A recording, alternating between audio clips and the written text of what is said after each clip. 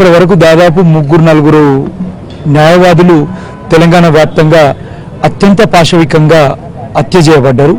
అందులో భాగంగా ఇవాళ ఉదయం మొయిజుద్దీన్ అడ్వకేటు, సీనియర్ అడ్వకేటు, తన కుటుంబం మొత్తం కూడా అడ్వకేట్ కమ్యూనిటీ నుంచే ఉన్నది. కొడుకు అడ్వకేటు, మామ అడ్వకేటు, తను అడ్వకేటు.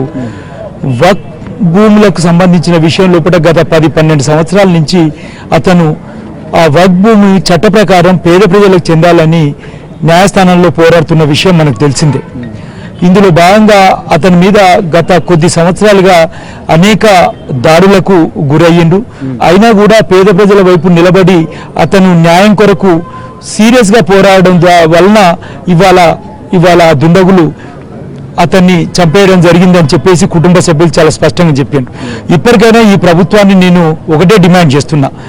గత 2014 నుండి 2023 వరకు చాలా మంది న్యాయవాదులు అత్యంత పాశవికంగా హత్యగావింపబడ్డారు.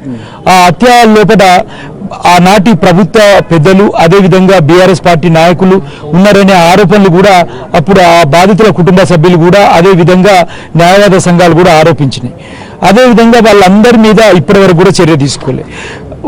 2023లో జరిగిన ఎన్నికల లోపల మేము అధికారంలోకి వస్తే మేము ఖచ్చితంగా న్యాయవాదుల యొక్క రక్షణను బాధ్యతగా తీసుకుంటూ ఉన్నామని చెప్పిన కాంగ్రెస్ పార్టీ కానీ, రేవంత్ రెడ్డి ముఖ్యమంత్రి గారు కానీ ఈ సందర్భంగా స్పందించాలని చెప్పేసి నేను డిమాండ్ చేస్తా ఉన్నా.